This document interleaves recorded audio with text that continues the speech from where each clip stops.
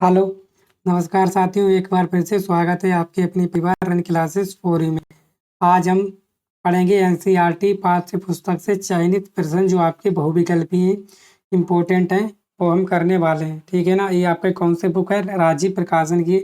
आपके जितने भी प्रकाशन होते हैं मैं सबकी जो है आपके बहुविकल्पीय प्रश्न करा दूंगा, ठीक है ना। एक भी प्रश्न आपका बाहर नहीं जाने वाला, तो इस बात का आप लोग भरोसा रखिए, ठीक है। एनसीईआरटी पाठ्य पुस्तक से चयनित प्रश्न। तो आज का जो पहला सवाल है वो क्या है, ध्यान से देखिएगा। बोला गया है कि 20 सेंटीमीटर वक्रता त्रिज्या वाले अवतल दर्पण की फोकस दूरी होगी। तो 20 सेंटीमीटर आप त्रिज्या वाले वक्रता त्रिज्या वाले अवतल दर्पण की फोकस दूरी क्या होगी? आप जानते हो कि अवतल दर्पण की जो फोकस दूरी होती है ना, वो किस में होती है? बोलोगे सर माइनस में होती है। काय में होती है? माइनस में होती है। तो काय में होनी चाहिए? माइनस में होनी चाहिए। और ये क्या दे रखी है आपको? आर दे रखी है कितना? 20 सेंटीमीटर। तो फोकस दूरी क्या हो जाएगी? माइनस के r/2, ठीक है ना। तो फोकस दूरी क्या होता है? फार्मूला क्या होता है फोकस दूरी का? बोलोगे अब बराबर क्या हो जाएगा? माइनस के r/2। आर मान कितना दे रखा है? बोलोगे सर 20 दे रखा है ना। आर कितना दे रखा है? 20। तो यहाँ कितना हो जाएगा? 20 काय का माइनस के बटे 2 कितना हो जाएगा? माइनस के कितना हो जाएगा? 10। 10 क्या हो जाएगा? सेंटीमीटर। ऑप्शन नंबर जो बी है वो आपका सही हो जाएगा। कौन सा? Option number B. दिख रहा है ना आप लोगों को? कौन सा? जो ऑप्शन नंबर बी है ये सही हो जाएगा, ठीक है ना। समझ में आ गया ना? फोकस दूरी और वक्रता त्रिज्या का क्या संबंध होता है? यह बराबर क्या होता है? r/2। अगर आपका दर्पण अवतल है तो माइनस में होता है, अगर उत्तल है तो प्लस में होता है। ये आपका वक्रता त्रिज्या फोकस दूरी में क्या होता है? संबंध होता है। फोकस दूरी वक्रता त्रिज्या की क्या होती है? आपकी आधी होती है। ये याद रखना आप लोग, ठीक है। बाकी तो मैं आपको बताता ही चल रहा हूँ। चलिए दूसरा सवाल। उस उत्तल दर्पण की वक्रता त्रिज्या क्या होगी जिसकी फोकस दूरी +10 सेंटीमीटर है? आप जानते हो कि उत्तल दर्पण की जो वक्रता त्रिज्या होती है वो प्लस में ही होती है। अगर फोकस दूरी क्या दे रखी है? 10 सेंटीमीटर दे रखी है। आपको उत्तल दर्पण की वक्रता त्रिज्या बतानी है, ठीक है ना। और फोकस दूरी आपको 10 सेंटीमीटर दे रखी है। तो क्या संबंध होता है आपका फोकस दूरी वक्रता त्रिज्या में? बोला अभी बताया सर, क्या होता है? r/2। अगर फोकस दूरी कितनी दे रखी है? 20। फोकस दूरी आपको कितनी दे रखी है? 20। तो फोकस दूरी यहाँ पे कितनी दे रखी है आपको? 20 बराबर क्या हो जाएगा? r/2। यहाँ से तिरछी गुणा करोगे, r कितना आ जाएगा? आ जाएगा सर 20 सेंटीमीटर। क्या आ जाएगा? 20 सेंटीमीटर। r का मान कितना आ गया आपका? 20 सेंटीमीटर। ऑप्शन नंबर कौन सा? ऑप्शन नंबर सी।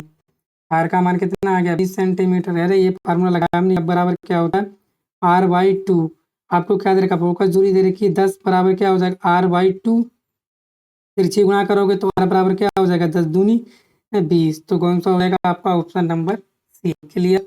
चलिए आगे चलते हैं हम। क्लियर कर पा रहे हैं ना? बहुत ही अच्छे और शानदार सवाल हैं और आपके पेपर में आए हुए हैं। देख लीजिए 2016 में आया हुआ था और ये आपका भी 2016 कहाँ कौन से सेट में आया था? डीटी में। आप जानते हो कि अपने यूपी बोर्ड के जो पेपर होते हैं ना उसमें आपके सेट्स बनते हैं, कई तरीके के सेट्स बनते हैं, वो आपको पता होना चाहिए इस बात को, ठीक है ना। आगे तीसरे नंबर सवाल बोला गया गोलीय दर्पण की फोकस दूरी और वक्रता त्रिज्या में संबंध होता है। गोलीय दर्पण की फोकस दूरी और वक्रता त्रिज्या में क्या संबंध होता है? अभी बताया सर आपने, क्या बताया था? यह बराबर क्या होता है? r/2। यह बराबर r/2 कौन से? ऑप्शन नंबर ए में। तो ऑप्शन नंबर ए ही क्या हो जाएगा आपका? राइट आंसर हो जाएगा, ठीक है। क्लियर। बहुत आसानी से किया आप लोगों ने, क्योंकि मैं बार बार बोलता हूँ ऐसे ही सवाल आएंगे, ठीक है ना। ये ऑप्शन सवाल जो चौथा क्या बोला गया है? इनमें से कौन सा दर्पण वस्तु से छोटा व आभासी प्रतिबिंब बनाता है? वस्तु से छोटा भी हो और कैसा हो आपका? आभासी भी हो, ठीक है ना। वस्तु से छोटा हो और कैसा हो ना? आभासी प्रतिबिंब बनाता है, ठीक है ना। कौन सा दर्पण है ये आपका? ठीक है ना। कौन सा दर्पण है बताइएगा आप लोग, ठीक है ना। तो कौन सा हो जाएगा? देखो कौन सा हो जाएगा आपका? उत्तल। उत्तल कौन सा हो जाएगा आपका? उत्तल। तो ऑप्शन नंबर सी। देखो उत्तल दर्पण कैसा होता है आपका? ध्यान से देखिए, यही तो उत्तल दर्पण होता है। बोलोगे जी सर। ये क्या होता है आपका? बोलोगे सर ये क्या होता है अपना? केंद्र होता है। ये क्या होता है आपका? फोकस होता है। ठीक है, जब कोई किरण समांतर चलेगी ऐसे करके तो यहाँ पे क्या होगा? इसका रिफ्लेक्शन हो जाएगा, परावर्तन हो जाएगा। इस प्रकार ये भी चलेगी तो क्या हो जाएगा? परावर्तन हो जाएगा। तो आपको लगेगा ये क्या होता है? आपको ये लगेगा, ठीक है ना। यहाँ पे आपका क्या होता है? यहाँ पे कुछ नहीं होता। यहाँ पे क्या होता है, आपका केंद्र होता है, और यहाँ पे क्या होता है, आपका फोकस होता है। होता नहीं होता है? बोलोगे जी सर। यहाँ पे कुछ नहीं होता, ठीक है। ये मुख्य अक्ष होती है, क्या होती है आपकी मुख्य अक्ष, होती नहीं होती? बोलोगे जी सर। जब इसको आप ऐसे करके बढ़ाओगे तो आपको क्या लग रहा है? आपको लग रहा है कि जो प्रतिबिंब जो है कहाँ पे मिल रही है रेखाएं? फोकस पर मिल रही। कहाँ पे फोकस से मिल रही है? तो आपको ये कौन सा दर्पण है आपका? ये उत्तल दर्पण है। तो कैसा हो गया प्रतिबिंब आपका? कैसा बना? बोलोगे वस्तु से छोटा बना। कैसा बना? देख लो, बिंदु के आकार का है। तो फिर एक और कहाँ पे होता है? ये अनंत अनंत की कंडीशन होती है। अगर आप कहाँ रख दो, कहाँ रख दो, अब इसके अलावा अगर कहाँ पे रखो, आप रखोगे ध्रुव और अनंत के बीच में रखोगे, तब आपका प्रतिबिंब यहाँ पे बनता है। तब भी क्या बनता है आपका? वस्तु से छोटा बनता है। तो कौन सा दर्पण प्रयोग होता है आपका? उत्तल दर्पण। ठीक है, मैंने आपको समझा दिया। अगर नहीं समझ में आया तो मैं आपको दिखा देता हूँ, ठीक है ना, क्योंकि आप भी जानते हो कि बगैर प्रूफ के कुछ संभव नहीं है। तो आप देख लीजिए, मैं पीछे आपको दिखा देता हूँ, ठीक है ना। टेंशन किसी बात की नहीं लेनी है हमें। देखो ये है, ये देखिए, ये आपका उत्तल दर्पण द्वारा प्रतिबिंब का बनना। ये देखो, ये है उत्तल दर्पण। कहाँ पे? जब वस्तु कहाँ रखी हो? अनंत पर स्थित हो। इस तरह देखो, जैसा कि मैंने बताया कैसा ये आपका है कि नहीं? देखो फोकस पे बन रहा है। कैसा है आपका? बोलोगे वस्तु आभासी है, प्रतिबिंब ये भी बनाती है। और क्या है आपका? कैसा प्रतिबिंब है? ये भी दिखाऊंगा आपको। देखो कैसा है, सीधा है और वस्तु से क्या है? अत्यंत छोटा है। मैंने भी बताया था बिंदु के आकार का। ठीक है। दूसरी कंडीशन, जब वस्तु कहाँ हो? अनंत तथा दर्पण के ध्रुव के बीच में हो। तो ये देखिए कंडीशन, ये वाला कंडीशन हमने बताई अभी आपको। तो क्या होना चाहिए? ये भी कहाँ पे बनता है? आभासी, सीधा है, वस्तु से क्या है? छोटा है। कौन सा दर्पण है ये आपका? उत्तल। कौन सा दर्पण है? उत्तल। क्लियर हो गया आप? तो बोलोगे जी सर, ठीक है ना। किसी भी चीज का कोई डाउट नहीं होना चाहिए, ठीक है ना। बगैर डाउट के आप सवाल को कीजिएगा, क्योंकि डाउट रहेंगे ना तो क्योंकि आधा अधूरा ज्ञान जो है हमेशा क्या होता है आपका? जहर के समान होता है, ठीक है ना। आगे सवाल नंबर हम देखेंगे कौन सा? सवाल नंबर हम 5 देखने वाले हैं, ठीक है ना। कौन सा देखेंगे सर? बोलोगे सर 5 सवाल नंबर देखेंगे, ठीक है। चलिए 5 नंबर सवाल क्या बोला गया? उत्तल दर्पण के सामने रखी वस्तु का प्रतिबिंब बनता है। जो उत्तल दर्पण के सामने रखी वस्तु का प्रतिबिंब कहाँ पर बनता है? बताइएगा, कहाँ पर बनता है? ठीक है, अगर कोई वस्तु है आपने रख दी है, अभी मैंने दिखाया ना, सामने रखी है, तो वस्तु की स्थिति पर ही, दर्पण के सामने वस्तु की स्थिति दुगनी दूरी पर, या दर्पण के सामने वस्तु की स्थिति से आधी दूरी पर क्या प्रतिबिंब बनता है? या दर्पण के पीछे? तो कहाँ पर बनता है आपका प्रतिबिंब? ये आपको बताना है, ठीक है ना। तो आपने अभी देखा है सारे प्रतिबिंब कहाँ बन रहे थे आपके? उत्तल दर्पण में। तो बोलोगे सर ये दर्पण था हमारा, यही तो दर्पण था, सारे कहाँ बन रहे थे? बोलोगे पीछे। कहाँ बन रहे थे? पीछे। तो ऑप्शन नंबर डी जो है क्लियर हो जाएगा। सारे प्रतिबिंब कहाँ बन रहे थे? पीछे बन रहे थे, ठीक है। बोलोगे जी। आगे आगे सवाल नंबर आपका 6 क्या बोला गया? किसी गोलीय दर्पण तथा किसी पतले गोलीय लेंस दोनों की फोकस दूरियां प्रत्येक -15 सेंटीमीटर हैं। दर्पण तथा लेंस समता हैं। दर्पण तथा लेंस समता कौन से हैं जिनकी फोकस दूरियां क्या होती हैं? माइनस होती हैं। कौन से होते हैं आपके जिनकी फोकस दूरियां क्या होती हैं? माइनस होती हैं। बोलोगे अवतल दर्पण की फोकस दूरी क्या होती है? माइनस होती है। अवतल दर्पण की फोकस दूरी क्या होती है? माइनस होती है। और लेंस की, अवतल लेंस की फोकस दूरी क्या होती है? माइनस होती है।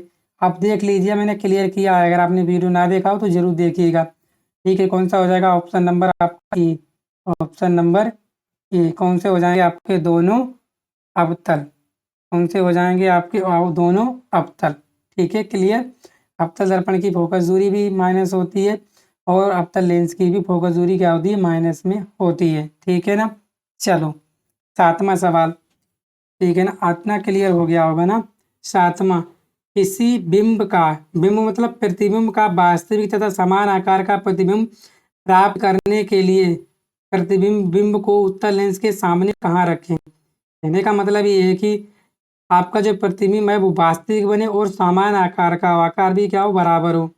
तो उत्तल लेंस के सामने आप कहाँ रखेंगे? कहाँ रखेंगे जिससे क्या हो? आपका जो प्रतिबिंब है वो समान आकार का बने और कैसा बने? वास्तविक बने। तो कहाँ पर रखोगे आप बताइएगा, बता दीजिएगा फटाफट, कहाँ पर रखोगे? ठीक है ना। 7वें का कौन सा है? 7वें का कौन सा आंसर हो जाएगा? लेंस के मुख्य फोकस पर रखोगे, या फोकस दूरी की दोगुनी दूरी पर रखोगे, या उत्तनांत पर, या लेंस के प्रकाश के केंद्र तथा मुख्य फोकस के बीच? तो सर हम रखेंगे कहाँ? फोकस दूरी की दोगुनी दूरी पर। कहाँ रखेंगे आप?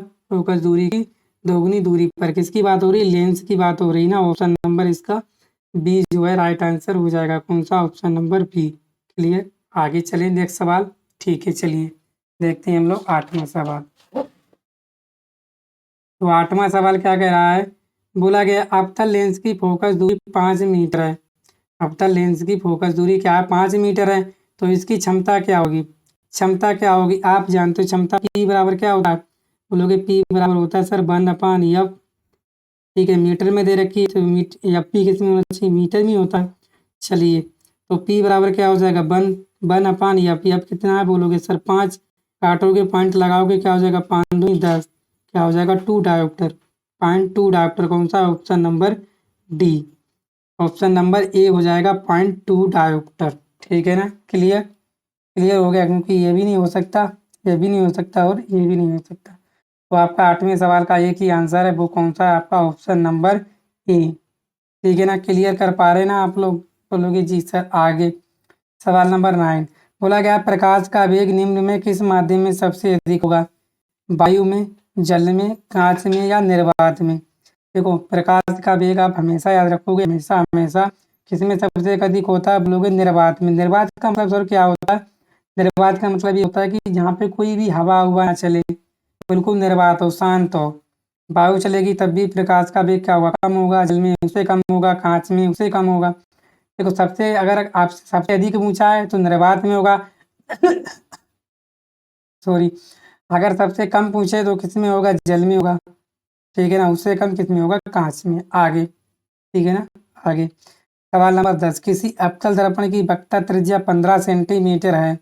इसकी फोकस दूरी होगी। अवतल दर्पण की वक्रता त्रिज्या है कितनी? 15 सेंटीमीटर। तो वक्रता त्रिज्या आप जानते हो, अवतल दर्पण की वक्रता त्रिज्या कहाँ में होती है? किस में होती है? बोलोगे सर माइनस में होती है। तो आर बराबर क्या हो गया? माइनस के कितनी? 15 सेंटीमीटर। तो यह बराबर क्या होता है? यह बराबर होता है R/2। अवतल दर्पण के लिए क्या हो जाएगा? माइनस क्या हो जाएगा? -15/2।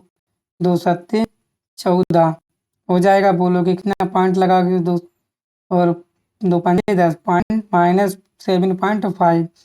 कौन सा ऑप्शन है? Option number B. Option number B जो है आपका सही आंसर हो जाएगा। ठीक है, ये 10 सवाल थे हमारे महत्वपूर्ण। आगे जो है हम और भी करेंगे, और हमारे हैं परीक्षा उपयोगी महत्वपूर्ण प्रश्न, उनको हम लोग कल करने वाले हैं, ये वाले। ठीक है, ये आपके पेपर में पूछे जाते हैं। ठीक है ना? ये हम करेंगे कल। तब तक के लिए दीजिए विदा, और वीडियो को करना शेयर, चैनल पर नए चैनल को कीजिएगा सब्सक्राइब। ठीक है साथियों, थैंक यू।